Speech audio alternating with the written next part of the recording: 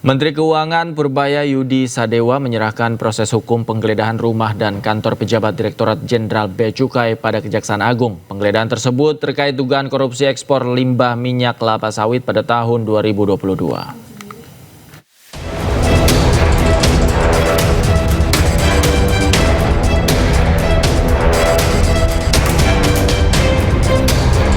Kejaksaan Agung menggeledah kantor Bea Cukai beberapa waktu lalu. Penggeledahan tersebut dilakukan terkait penyidikan kasus dugaan korupsi ekspor palm oil mill effluent atau limbah minyak kelapa sawit tahun 2022. Kapus Penkum Kejaksaan Agung RI Anang Supriyatna menjelaskan, langkah hukum yang dilakukan para penyidik Kejaksaan Agung guna mencari dan mengumpulkan informasi dan data. Bahkan dalam penggeledahan itu, penyidik menyita sejumlah dokumen. Sementara itu, Menteri Keuangan RI Purbaya Yudi Sadewa menegaskan, penggeledahan tersebut menjadi kewenangan pihak terkait dan Purbaya pun menyerahkan sepenuhnya proses hukum kepada aparat penegak hukum.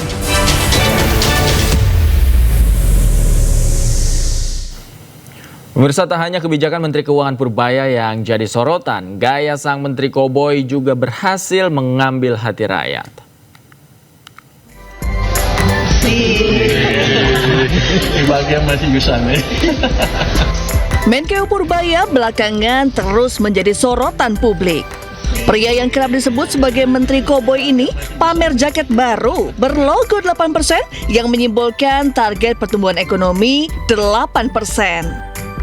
Setiap kali muncul di hadapan publik, Purbaya tidak pernah lupa dengan gaya andalannya menebar senyum sambil pose jempol super percaya diri. Gaya Purbaya ini berhasil mengambil hati masyarakat karena dianggap penuh optimisme. Uniknya lagi, belum lama ini Purbaya dikabarkan mendapat penghargaan istimewa di jalan raya. Masyarakat memberikan mobil Purbaya prioritas karena dianggap berprestasi. Kita doakan saja pemirsa, aksi Purbaya tak hanya bikin warga tertawa, tapi juga bikin warga plus 62 lebih sejahtera. Kembali di Newsroom, pemirsa, Gubernur Jawa Barat Deddy Mulyadi mendatangi Badan Pemeriksa Keuangan Provinsi Jawa Barat. Deddy melibatkan BPK untuk mengaudit uang kas Pemprov Jawa Barat yang sempat dituding mengendap di bank.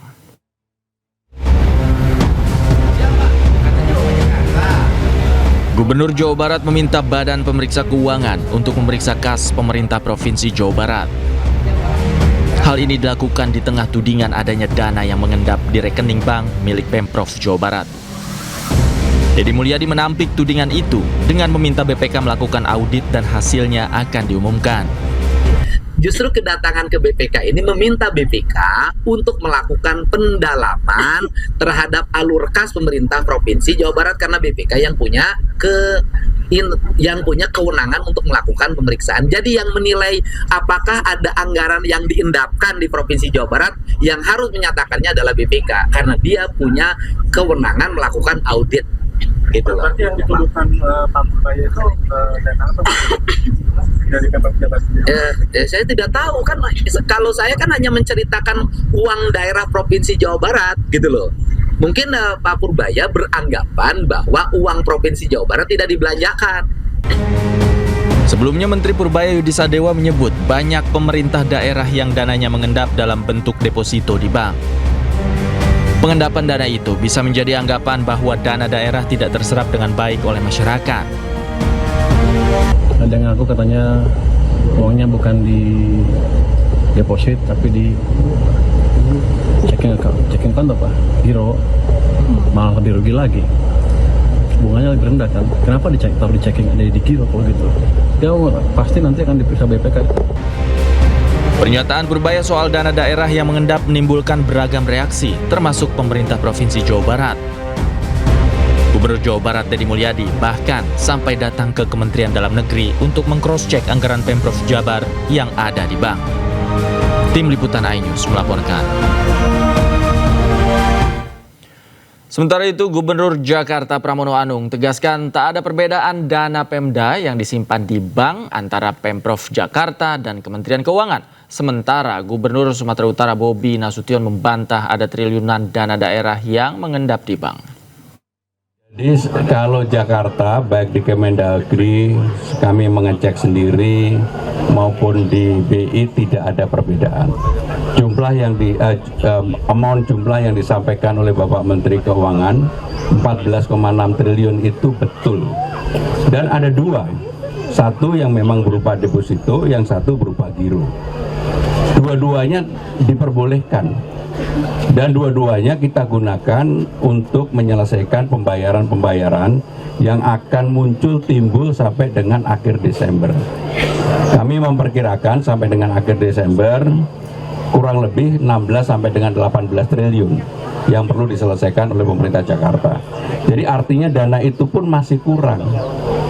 Maka dengan demikian saya malam, kalau Pak Menteri Keuangan jadi mentransfer ke Bank Jakarta 10 triliun, saya pasti akan manfaatkan untuk itu. Sehingga dengan demikian, atau yang kurang bayar DPH-nya dibayarkan gitu ke Jakarta. Maka dengan demikian, apa yang disampaikan Pak Menteri betul. Data nggak berbeda. Sekali lagi ya, betul. Kemudian kita itu hanya di Bank Sumur. Hari ini saldonya di sana ada 990 miliar. Dan nanti coba apakah kami salah input ataukah seperti apa yang disampaikan Pak Menteri 3,1 triliun. Nah ini nanti kita lihat lagi. Tapi yang hari ini di rekening silahkan dicek, itu terbuka, boleh dicek. Berdasarkan data Bank Indonesia per 15 Oktober 2025, terdapat 15 pemerintah daerah dengan simpanan tertinggi di perbankan per September 2025.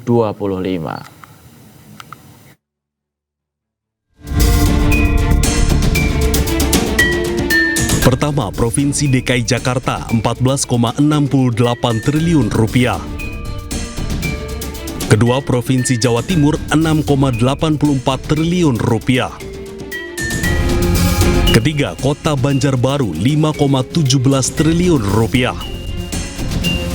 Keempat, Provinsi Kalimantan Utara 4,7 triliun rupiah. Kelima, Provinsi Jawa Barat 4,17 triliun rupiah. Keenam, Kabupaten Bojonegoro 3,6 triliun rupiah. Ketujuh, Kabupaten Kutai Barat 3,2 triliun rupiah. Kedelapan, Provinsi Sumatera Utara 3,1 triliun rupiah. Kesembilan, Kabupaten Kepulauan Talaut 2,62 triliun rupiah. Kesepuluh, Kabupaten Mimika 2,49 triliun rupiah. Ke-11, Kabupaten Badung 2,27 triliun rupiah. Ke-12, Kabupaten Tanah Bumbu 2,11 triliun rupiah. Ke-13, Provinsi Bangka Belitung 2,1 triliun rupiah. Ke-14, Provinsi Jawa Tengah 1,99 triliun rupiah. Dan ke-15, Kabupaten Balangan 1,86 triliun rupiah.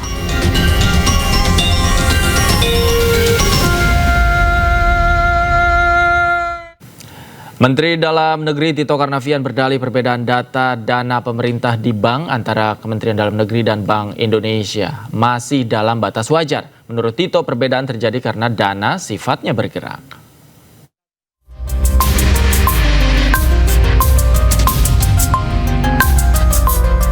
Adu argumen antara Menteri Keuangan Purbaya Yudi Sadewa dengan sejumlah pemimpin daerah terus terjadi. Perdebatan terjadi karena adanya perbedaan data dana simpanan pemerintah daerah dengan Bank Indonesia. Menteri Dalam Negeri Tito Karnavian pun buka suara. Menurut Mendagri, data yang dipaparkan Menkyu adalah data bulan Agustus berbeda dengan milik Mendagri yang datanya per bulan Oktober. Selisih 18 triliun rupiah antara kedua data pun juga diungkap Mendagri. Hasilnya adalah itu adalah data 31 Agustus 2033. Sedangkan data yang di kita itu adalah data Oktober. Ya. Nah, antara Agustus 31 sampai Oktober itu kan ada lebih kurang 6 minggu ya. 6 minggu. Uang di daerah itu tidak statis. boleh tanya semua kepala daerah. Tidak ada anggaran yang statis, kan ada yang harus dibayar, ada pendapatan masuk dari pajak retribusi, ada kemudian dari transfer pusat, ada yang dibelanjakan, program-program, dia berdananya dinamis. Sebelumnya, dalam rapat koordinasi di Kementerian Dalam Negeri, Purbaya menanyakan selisih data dana pemerintah di bank yang mencapai 18 triliun. Menkyu pun meminta Mendagri dan Bank Indonesia untuk mengecek perbedaan data ini. Tadi Pak Tito bilang bedanya dengan catatan itu ada 18 triliun ya Pak ya, kalau dari kas daerah. Justru saya tanya-tanya 18 triliun itu kemana? Karena kalau bank sentral pasti ngikut, itu dari bank-bank di seluruh Indonesia termasuk di BI, segitu tercatat.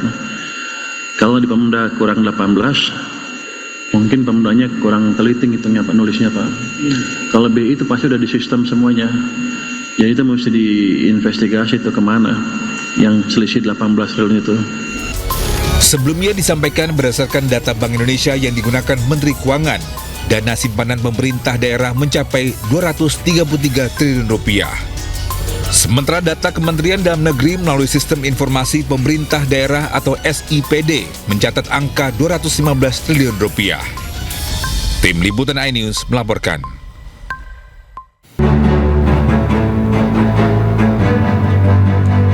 Selamat malam pemirsa, selamat datang di iNewsroom bersama saya Davi Pratama. Pemirsa, kami akan membahas berita utama secara mendalam, komprehensif, dan tentunya eksklusif.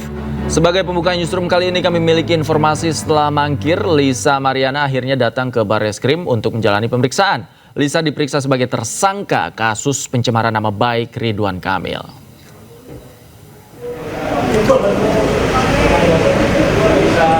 Lisa cantik. Mantan model majalah Dewasa Lisa Mariana penuhi panggilan Barreskrim untuk diperiksa sebagai tersangka pencemaran nama baik. Lisa hadir pada Jumat siang bersama dengan kuasa hukumnya John Boy Nababan. Lisa siap memberikan keterangan pada penyidik Barreskrim Polri. Kehadiran Lisa setelah sebelumnya minta penundaan pemeriksaan karena sakit. Sejumlah pertanyaan ditanyakan penyidik kepada Lisa yang saat ini sudah berstatus sebagai tersangka pencemaran nama baik Ridwan Kamil. Bisa cantik. Sampai ke depan mau seperti apa muara perkara ini? Oke, gitu ya. Siap belum bisa? Iya, nanti diupdate lagi ya. Nanti diupdate lagi. Intinya doakan udah siap belum bisa? Siap aja. Iya, siap aja. Doakan yang terbaik ya. Doakan yang terbaik aja. Terima kasih. Karena udah sore ya. Lisa ada pesan-pesan disampaikan nggak? Dan untuk mengetahui informasi terbaru terkait pemeriksaan Lisa Mariana, sudah bergabung bersama kami jurnalis iNews Ismalia Medasari di Barreskrim Polri. Selamat malam Ismalia, apakah Lisa sudah selesai diperiksa?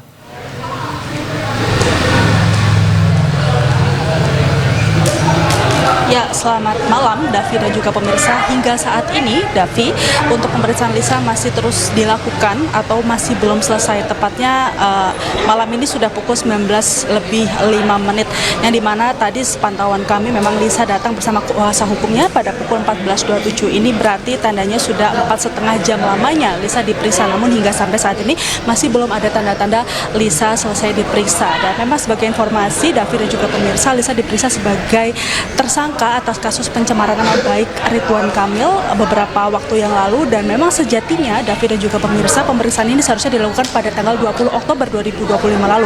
Namun pada tanggal tersebut Lisa mangkir dan mengatakan bahwa dirinya sakit dan diminta untuk penjadwalan ulang pada tanggal 23 atau pada tanggal 24 Oktober. Dan pada hari ini 24 Oktober Lisa memenuhi panggilan dari Barreskrim Polri untuk diperiksa sebagai tersangka, karena memang Davi dan juga pemirsa, Lisa ini sudah ditetapkan sebagai tersangka atas kasus pencemaran nama baik pada tanggal 17 Oktober 2025. Dan sebagai informasi Davi dan juga pemirsa, untuk kasus ini memang bermula pada Lisa yang menuding Ridwan Kamil merupakan ayah dari anak dari Lisa Mariana, dan Ridwan Kamil saat itu memang tidak menerima hal tersebut dan merasa nama baiknya dicemarkan. Memang pada saat itu juga sempat dilakukan tes DNA dan difasilitasi oleh Barreskrim Polri, namun hasilnya tidak cocok dengan DNA RK.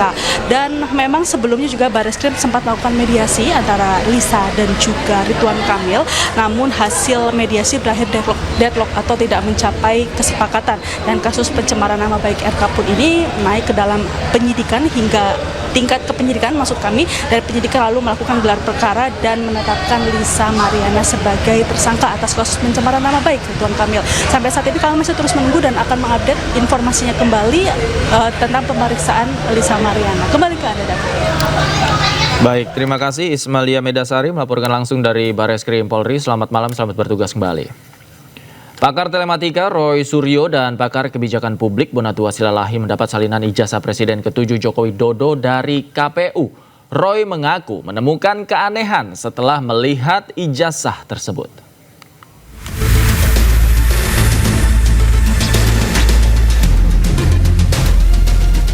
Pengamat kebijakan publik Bonatua Silalahi menerima salinan fotokopi ijazah Presiden ke-7 Indonesia Joko Widodo dari Komisi Pemilihan Umum RI pada Jumat pagi. Salinan tersebut digunakan Jokowi saat mencalonkan diri sebagai presiden pada 2014. Bonatua menjelaskan salinan ijazah yang diterima ini masih ada bagian yang tertutup. Ia pun mempertanyakan alasan sejumlah informasi di salinan ijazah Jokowi ditutup. Yang diberikan itu adalah fotokopi terlegalisir. Ini apa ya? Fotokopi dari fotokopi. Jadi ini agak beda dengan 2019. Ternyata 2014 itu semua masih manual. Jadi peserta memberikan fotokopinya, fotokopi terlegalisir dari universitasnya, lalu disimpan oleh KPU dan KPU memfotokopinya. Inilah yang dikasih ke saya. Sementara pakar telematika Roy Suryo mengaku menemukan keanehan setelah melihat dokumen tersebut. Menurut Roy, ijazah milik Jokowi yang diterbitkan Universitas Gadjah Mada palsu. Roy menambahkan dokumen ini akan dijadikan bukti baru untuk diserahkan kepada Bareskrim Polri. Kalau beliau sih nggak usah didatangi, cukup kita cek saja apakah yang ada. Ini ada sesuatu yang menarik, ya. Saya lihat aja udah terjadi sesuatu yang aneh. Tapi nggak apa-apa, ya. Itu nanti akan kita rumuskan dalam press conference beberapa waktu lagi. Karena ini berarti, ya Mike bisa lihat ya. Saya udah ngerti maksudnya. Maksudnya? Ada yang aneh. Ada yang aneh. Tidak sama. Nah, tapi nanti akan kita sampaikan pada konferensi pers ya. Nanti dulu ya, gitu. Jadi, ya. Signifikan nggak aneh? Sangat signifikan. Sangat signifikan aneh ya.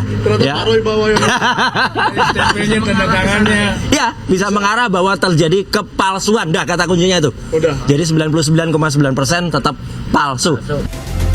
Roy Suryo dan kawan-kawan saat ini tengah mengumpulkan sejumlah salinan ijazah Jokowi yang digunakan dalam beberapa pemilihan umum yang diikuti Jokowi. Mereka sudah mendapatkan salinan ijazah Jokowi terlegalisir mulai dari yang digunakan saat Pilkada 2010 di Solo, Pilkada DKI Jakarta 2012, dan Pilpres pada 2014 serta 2019. Dari Jakarta, Amrina Rida, Julkarnain Tri Julianti, iNews melaporkan. Sebelumnya mediasi antara peneliti kebijakan publik Bonatua Silalahi melawan Arsip Nasional terkait ijazah Jokowi digelar Kamis kemarin. Tak ada kesepakatan dalam mediasi yang dilakukan oleh Komisi Informasi Pusat tersebut.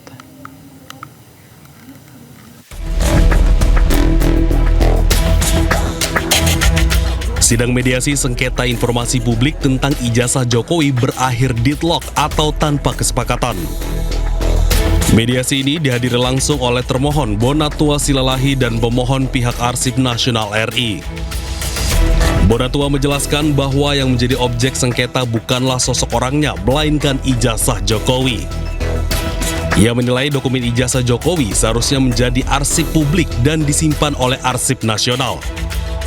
Dipermasalahkan bukanlah tindak pidana, bukanlah orangnya, tapi ijazahnya. Dan itu lebih tepatnya memang di Komisi Informasi. Jadi salah satu tujuan saya adalah meminta ijazah arsip dari Bapak Presiden Republik Indonesia ke-7, kebanggaan kita ya, sehingga semua bangsa bisa melihat ijazah itu. Sidang sengketa ini mempermasalahkan dokumen ijazah Joko Widodo yang menurut Bonatua harus disimpan oleh Arsip Nasional. Meski demikian, hingga kini Arsip Nasional tak memiliki dokumen tersebut karena masih berada di Komisi Pemilihan Umum. Dari Jakarta, Nata Arman, Rama Romadona, iNews melaporkan. Presiden ke-7 Joko Widodo tunjukkan ijazahnya kepada para relawan Projo yang hadir di kediamannya di Solo, Jawa Tengah. Pagi Pak. Pagi Pak. Ketua Umum Relawan Projo Budi Aristiadi bersama sejumlah relawan bertemu dengan Joko Widodo di kediamannya di Solo, Jawa Tengah. Budi mengungkap saat bertemu, Jokowi memperlihatkan ijazah sarjananya. Budi menegaskan ijazah yang ditunjukkan oleh Jokowi adalah asli. Ketua Umum Projo tersebut juga menyebut Jokowi memberi arahan untuk mendukung pemerintahan Prabowo Gibran. Urusan yang lainnya ijazah yang tanya Pak Faridin. Soal ijazah nanti ini penting nih.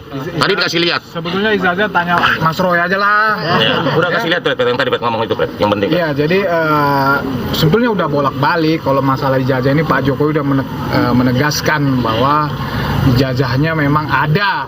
Ya, dan kita tadi dipertunjukkan bahwa ijazah Pak Jokowi itu ada, dan Pak Jokowi juga udah menunjukkan ke rektor, ke dekan. Jadi bukan hanya menepis semua isu-isu dan keraguan bahwa ijazah Pak Jokowi itu hilang, terbakar, tetapi memang ada, dikeluarkan UGM dan masih dipegang oleh beliau. Jadi selesai isu ijazah itu ya.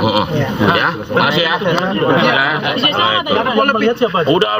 Pemirsa, organisasi Saya Partai Golkar mendatangi Polda Metro Jaya untuk konsultasi atas sejumlah akun media sosial yang dianggap menghina Ketua Umum Partai Golkar Bahlil Lahadalia. Wakil Ketua Umum Partai Golkar Idrus Marham menilai serangan di media sosial terhadap Bahlil tidak berdasarkan fakta.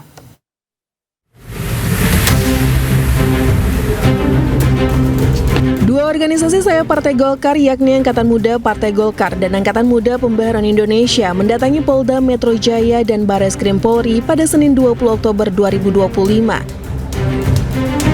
Mereka melakukan konsultasi hukum dan menyampaikan keberatan atas sejumlah akun media sosial yang dianggap menghina Ketua Umum DPP Partai Golkar sekaligus Menteri ESDM Bahlil Lahadalia. Unggahan-unggahan tersebut dinilai telah melanggar pasal 27 dan 28 Undang-Undang ITE serta pasal 310 KUHP tentang pencemaran nama baik.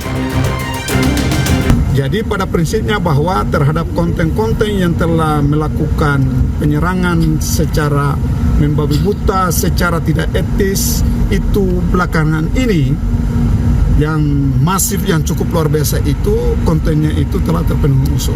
Hanya tinggal beberapa dokumen aja kita lengkapi untuk 1-2 hari ke depan kita akan diskusi dengan penyidik cyber Polda Metro Jaya.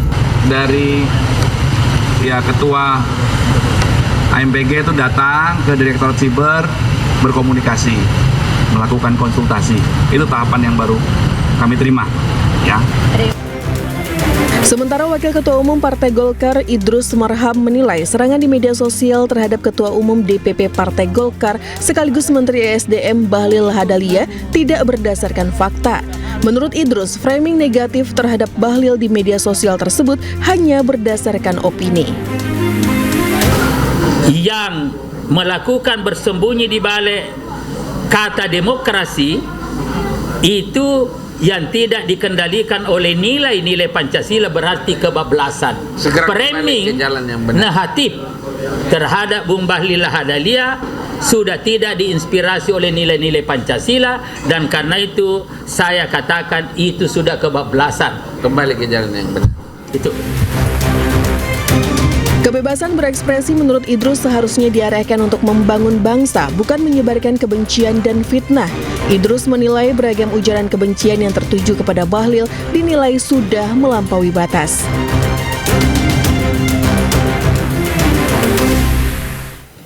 Sementara itu, Ketua Umum Partai Golkar Bahlil Lahadalia telah memaafkan pembuat serta penyebar meme yang berisi hinaan terhadap dirinya. Namun Menteri SDM menyesalkan jika serangan bersifat pribadi dan mengandung unsur rasisme. Yang riso-riso pun nggak perlu riso kok. Indonesia ini kan milik kita semua. Dan saya pikir ya kalau ada yang meme-meme apa, udahlah saya maafkanlah. Nggak apa-apa kok. Sebenarnya kalau kritisi kebijakan itu nggak apa-apa. Tapi kalau sudah pribadi, sudah mengarah ke rasis, itu menurut saya nggak bagus lah. Begitupun Indonesia tanpa Kalimantan, bukan juga Indonesia. Jadi jadikanlah rumah kita bersama yang namanya Indonesia ini sebagai satu kesatuan. Kita harus jaga kekompakan ini. Jangan sampai kita terlena dengan politik divided impera ala tradisional yang ala-ala yang primitif. Jangan. Belum tentu orang ganteng itu cerdas pikirannya. Belum tentu orang yang tidak sempurna tubuhnya itu jelek pikirannya. Yang bisa membedakan kemuliaan orang manusia di muka bumi hanyalah dia dengan Tuhan. Kita nggak boleh menilai melebihi batas kemampuan kita. Biarlah Allah yang akan melakukan itu semua. Dan saya maafkan kok. Biarlah Allah, saya doakan Allah berikanlah kesadaran semuanya untuk saudara-saudara saya yang mungkin salah berpikir. Semoga mereka kembali kepada jalan Shiratal Mustaqim. Pemerintah resmi melegalkan perjalanan umroh secara mandiri melalui Undang-Undang Nomor 14 Tahun 2025. Meski membuka kemudahan, kebijakan ini juga menuai penolakan dari Asosiasi Penyelenggara Haji dan Umroh. Pemerintah resmi memperbolehkan pelaksanaan ibadah umroh secara mandiri tanpa harus melalui Biro Perjalanan Umroh. Ketentuan ini tertuang dalam Undang-Undang Nomor 14 Tahun 2025 dan mulai berlaku setelah diundangkan. Dengan demikian, jemaah kini memiliki keleluasaan mengatur sendiri perjalanan umroh termasuk pengurusan visa, tiket, akomodasi, dan kebutuhan ritual tanpa melalui pihak ketiga. Namun, kebijakan ini menuai penolakan dari Asosiasi Penyelenggara Haji dan Umroh seperti Ampuri.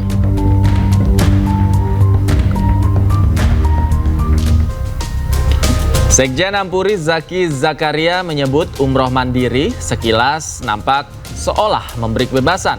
Namun ini merupakan celah baru tanpa perlindungan. Selain itu, ibadah suci tak seharusnya menjadi transaksi digital tanpa ruh. Umroh juga bukan wisata, melainkan ibadah yang membutuhkan bimbingan. Dalam pasal 87A terdapat 5 syarat yang harus dipenuhi jemaah untuk dapat berangkat umroh secara mandiri, yaitu sebagai berikut. Syarat pertama adalah beragama Islam. Syarat kedua, memiliki paspor yang masih berlaku minimal 6 bulan. Yang ketiga, memiliki tiket pesawat pergi pulang ke Arab Saudi.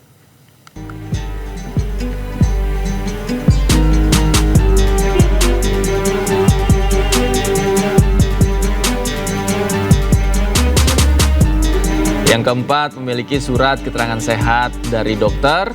Syarat kelima, memiliki visa serta bukti pembelian paket layanan dari penyedia resmi melalui sistem informasi kementerian.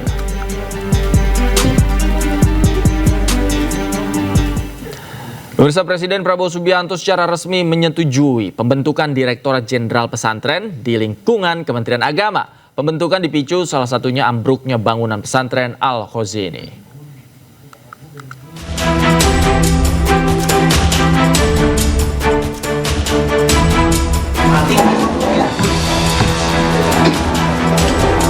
Keputusan pembentukan Ditjen Pesantren ini disampaikan oleh Menteri Sekretaris Negara Prasetyo Hadi di Kompleks Istana Kepresidenan Jakarta. Mensesnek menjelaskan keputusan ini bermula dari evaluasi atas sejumlah peristiwa, salah satunya insiden yang menimpa pesantren Al-Khazini. Menurut data yang disampaikan Prasetyo Hadi, di seluruh Indonesia terdapat sekitar 42.000 Ditjen Pondok Pesantren. Memang itu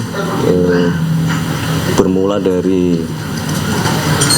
beberapa waktu yang lalu ada kejadian yang menimpa saudara-saudara kita di Pondok Pesantren Al-Khazini Sidoarjo, yang kemudian dari peristiwa itu kita mendapatkan fakta bahwa nampaknya kita semua pemerintah perlu untuk memberikan perhatian yang lebih kepada pondok-pondok pesantren kita yang menurut data yang tercatat hari ini berjumlah kurang lebih 42.000 pondok pesantren yang tersebar di seluruh Indonesia. Nah, Bapak Presiden juga sangat concern dalam hal pondok pesantren ini untuk beberapa hal. Yang pertama berkaitan dengan masalah keamanan bangunan-bangunan pondok pesantren yang dari data banyak bangunan-bangunan pondok pesantren kita yang belum melalui prosedur untuk dari sisi keamanan.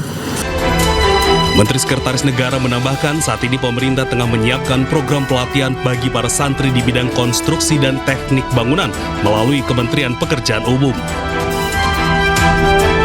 Dari pelatihan ini, para santri diharapkan terampil dalam kegiatan pembangunan di lingkungan masing-masing. Dari Jakarta, Bagus Parasetyadi, Rizky Julianto, iNews melaporkan. Pemprov Jakarta berencana menaikkan tarif Transjakarta dari Rp3.500 menjadi Rp5.000. Kepala Dinas Perhubungan Jakarta menyebut tarif Transjakarta tak mengalami kenaikan sejak tahun 2005. Rencana kenaikan tarif Transjakarta kembali mencuat. Muncul kabar tarif Transjakarta akan naik dari Rp3.500 menjadi Rp5.000 atau sebesar 43%. Kepala Dinas Perhubungan Jakarta, Syafrin Liputo, buka suara. Ia menyebut kenaikan tarif diperlukan untuk menutup penurunan cost recovery atau biaya operasional di Transjakarta. Namun besarannya belum diketahui. Ya, memang untuk tarif Transjakarta kita pahami sejak tahun 2005 sampai saat ini tidak ada kenaikan. Kami sudah melakukan kajian, bahkan dari hasil perhitungan dinas perhubungan, cost recovery-nya itu turun. Dari sebelumnya rata-rata 34-35%, sekarang dengan harga inflasi dan sebagainya tinggal di angka 14%. Oleh sebab itu penyesuaian tarif tentu dibutuhkan juga. Syafrin menyebut, sesuai Perda nomor 10 tahun 2014, tarif layanan Transjakarta akan ditetapkan gubernur setelah mendapat persetujuan dari DPRD Provinsi Jakarta. Sebelumnya, Gubernur Jakarta Pramono Anung menyebut akan mengkaji ulang subsidi transportasi umum di Jakarta. Hal ini imbas pemangkasan dana transfer ke daerah dari pemerintah pusat sebesar 15 triliun rupiah. Contohnya, subsidi transportasi kita kan besar sekali. Karena sekarang mau kemana aja kan bayarannya 3.500. Ini belum tentu dinaikkan ya, saya hanya menyampaikan contohnya. Nah, berbagai hal yang seperti itu, apakah subsidi transportasi, karena subsidi transportasi kita itu per orang bisa hampir 15.000. Sehingga dengan demikian dengan berbagai hal kami akan kaji kembali.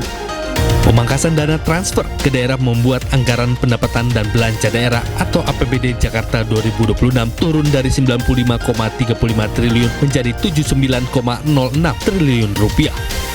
Tim Liputan iNews melaporkan. Rencana kenaikan tarif Transjakarta menuai reaksi warga dan berikut tanggapan warga.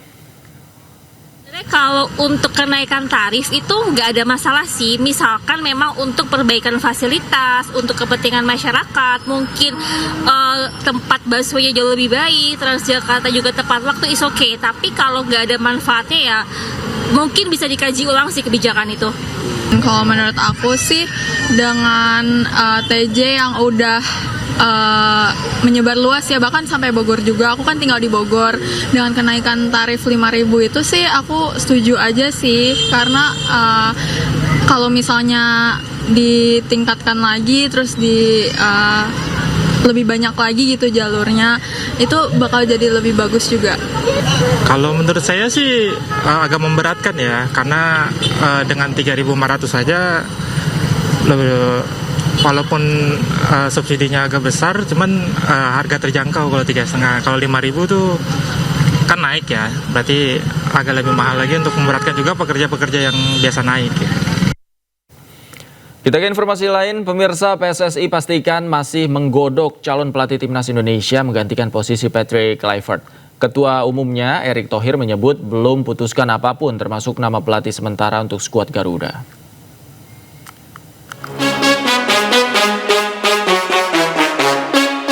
PSSI memastikan sampai saat ini masih menggodok nama-nama calon pelatih timnas Indonesia menggantikan posisi Patrick Kluivert. Dalam keterangannya hari ini, Ketua Umum PSSI Erick Thohir menyayangkan beredarnya sejumlah nama yang disebut-sebut bakal melatih timnas Indonesia. Sampai saat ini PSSI menyebut belum ada komunikasi apapun dengan siapapun dan menyesalkan adanya sejumlah nama yang akan menjadi pelatih timnas Indonesia yang disebutnya hoax. Sangat prihatin gitu teman-teman media. Dan saya yakin teman-teman media di sini bukan bagian dari itu. Karena saya yakin kalian punya check and balance. Bukan media yang masuk kategori hanya menyebarkan hoax. Yang tadi saya udah bilang, tiba-tiba Van Gaal lah seakan-akan, tiba-tiba Frank de Boer lah seakan-akan, nggak ada gitu. Dan percayalah kepada kami, inilah hubungan yang harus baik gitu. Namun Erick Thohir memastikan masih mencari sejumlah nama yang akan dibahas lebih lanjut. Serta menyatakan untuk sementara ini belum ada penunjukan pelatih ataupun pelatih sementara untuk skuad Garuda. Jadi jelas saya sudah bertemu Pak Sumarji, saya bicara sama technical director by phone, Pak Sekjen kita ketemu, bahwa untuk kepelatihan ya kita nanti BTN TD akan searching calon-calonnya siapa. Lalu nanti dilaporkan ke ketua umum. Ya, ketua umum akan adakan rapat exco. Erick Thohir juga memastikan sampai saat ini PSSI belum memilih nama-nama kandidat baru calon pelatih timnas Indonesia karena ada banyak hal yang menjadi pertimbangan sebelum menunjuk pelatih baru. Dari Jakarta, tim liputan iNews melaporkan. 2 pekan sejak gencatan senjata Israel dengan Hamas, situasi kemanusiaan di Gaza masih memprihatinkan. Warga Gaza masih menghadapi kelaparan meski akses truk bantuan kemanusiaan mulai dibuka.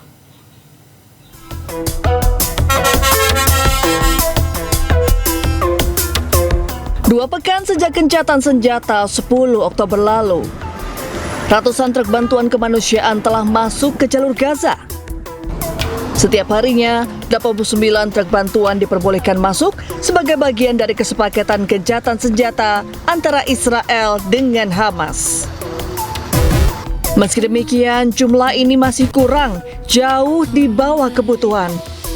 Sejumlah video yang beredar di sosial media menunjukkan situasi kemanusiaan di Gaza masih memprihatinkan. Makanan masih sulit didapatkan. Harga bahan bakar meningkat tajam. Air bersih pun masih langka. Dalam kondisi ini, lebih dari 320.000 anak Palestina beresiko malnutrisi. Pemirsa, sejumlah petugas kesehatan dan warga Gaza menggali kuburan massal di lingkungan Al-Zaitun dan memindahkan sebanyak 100 jenazah ke pemakaman umum di kota Gaza. Jenazah 100 warga sipil Palestina yang terbunuh selama agresi pendudukan Israel yang berlangsung sejak tahun 2023 dipindahkan dari kuburan massal di wilayah Al-Zaitun. Dengan menggunakan alat pelindung diri, para medis dibantu warga mulai menggali dan memindahkan jenazah yang dikumpulkan menjadi satu di kain kafan panjang. Selanjutnya jenazah terkumpul akan dipindahkan ke pemakaman umum yang berada di kota Gaza.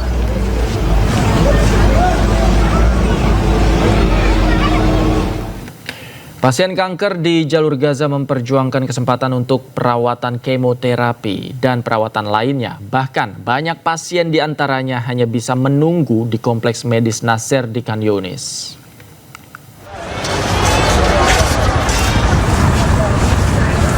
Sejak setahun setelah dimulainya perang Gaza, pihak rumah sakit Nasser di Khan Yunis belum mampu menyediakan perawatan kemoterapi apapun bagi pasien. Berjalan hingga 1 tahun setelahnya, Organisasi Kesehatan Dunia bekerja sama dengan organisasi kesehatan lainnya memasok beberapa obat untuk para pasien kanker karena perawatan medis tidak memungkinkan saat perang berlangsung. عدد مرضى السرطان في قطاع غزة حوالي 13,000 مريض منهم سافر حوالي 2,000 موجود في قطاع غزة حاليا 11,000 مريض من هؤلاء ال 11,000 يترددون علينا حوالي 5,000 مريض تقريبا منهم 30% مرضى سرطان الثدي أو مريضات سرطان الثدي. Rumah Sakit Persahabatan Turki Palestina, satu-satunya pusat perawatan kanker khusus di Gaza, telah rusak akibat serangan sejak 2023 dan kembali dihancurkan pada awal Maret.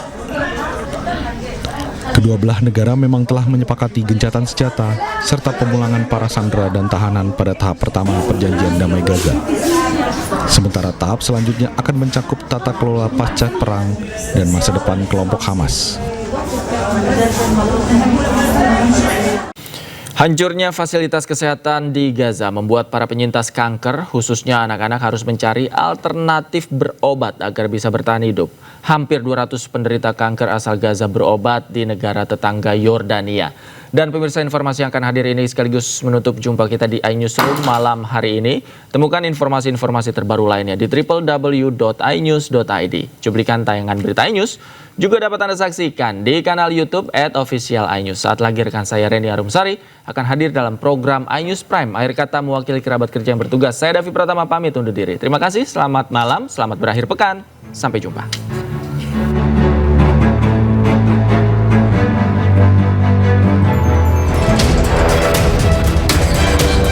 Puluhan anak-anak penyintas kanker dari jalur Gaza berjuang mendapatkan pengobatan layak di aman Yordania. Mereka terpaksa meninggalkan Gaza setelah fasilitas kesehatan di tanah air mereka dihancurkan tentara Zionis Israel. Rumah sakit King Hussein Cancer Center di Aman, Yordania kini menjadi harapan terdekat bagi para penderita kanker asal Gaza. مرضى السرطان الذين تم إخراجهم من غزة هم وعائلاتهم نغطي علاجهم، نغطي إقامتهم، نغطي الطعام، نغطي المدارس، التعليم، نغطي كل شيء لهم. نحن نأمل أن نستطيع بدعمكم ودعم الشعب الأندونيسي ودعم كل من يحبنا ويحب رسالتنا. Dengan kendala bahwa kita tidak bisa melakukan bantuan langsung ke Gaza, jadi potensi ataupun peluang untuk membantu warga Gaza yang kebetulan dirawat di rumah sakit yang ada di Jordan itu juga merupakan peluang ya, termasuk peluang lainnya itu adalah di tenda-tenda pengungsian warga Palestina yang ada juga di Jordan. Selain mendapatkan pengobatan gratis, para penderita kanker asal Gaza juga mendapatkan pendampingan psikologis dan fasilitas tempat tinggal sementara bersama keluarganya selama proses pengobatan. Dari Aman, Yordania, Jajang Diraja Negara, iNews melaporkan.